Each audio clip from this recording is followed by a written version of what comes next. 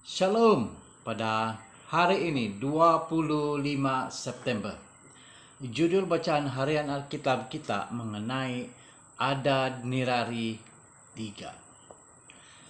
Kabar itu pun sampai kepada Raja Niniwi yang terus bangkit dari takhtarnya, lantas menanggalkan jubahnya serta menyelubungi dirinya dengan pakaian berkabung, lalu duduk dalam abu. Yunus 3 ayat 6. Dalam kitab Keluaran, nama sebenar Firaun tidak disebutkan. Begitu juga dengan Raja Asyur yang bertaubat dalam kitab Yunus. Bagaimanapun sejarah dan arkeologi menjelaskan konteks sejarah kitab suci. 2 Raja-Raja 14 ayat 25 hingga 27 menetapkan pelayanan Yunus semasa pemerintahan Yerobeam yang kedua sekitar tahun 785 hingga 745 sebelum Masehi. Pada masa itu, penguasaan Imperial Asyur telah pun berkurangan disebabkan oleh pemberontakan dalaman dan perjuangan politik. Oleh itu, kerajaan-kerajaan Syria, Israel, dan Yehuda menikmati rehat dan kemakmuran yang pendek. Di antara raja-raja Asyur pada zaman itu, ada Nirari III yang berkuasa dari 810 hingga 783 sebelum Masehi, digambarkan sebagai raja yang berbeza.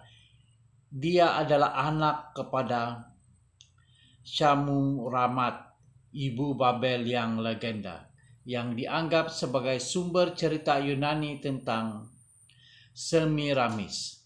Dia membesarkan Adad Nirari ketiga seorang diri karena suaminya Syamshi Adad yang kelima meninggal dunia ketika anak mereka masih lagi seorang bayi. Adad Nirari yang ketiga mempunyai beberapa kejayaan relatif dalam kampanye ketenteraannya dan mengalahkan Aram. Beberapa orang juga mencadangkan bahwa dia adalah penyelamat Israel yang disebutkan dalam 2 Raja-Raja 13 ayat 5. Kerana dia membenarkan Israel pulih pada zaman Yehoas dan Yerobeam II. Dia mengisytiharkan Nabu, Tuhan Borsipa, Tuhan tunggal empayarnya, malah membina sebuah kuil untuknya di Niniwi. Tetapi kemudian dia memulakan revolusi agama monoteistik di Niniwi bertepatan dengan hari-hari ketika Yunus melawat Niniwi dan mengutuknya, kerana kemungkaran mereka sudah nyata kepadaku, yaitu pada Tuhan. Yunus 1 ayat 2. Tidak ada sebutan tentang Yunus dalam rekod Asyur, tetapi kesan mesejnya terpantul dalam monoteisme Adad Nirari 3.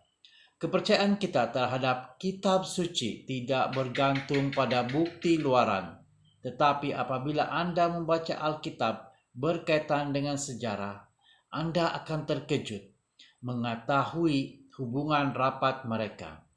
Kitab suci ialah buku yang boleh dipercayai kerana ia menunjukkan pekerjaan Tuhan dalam sejarah manusia. Amin.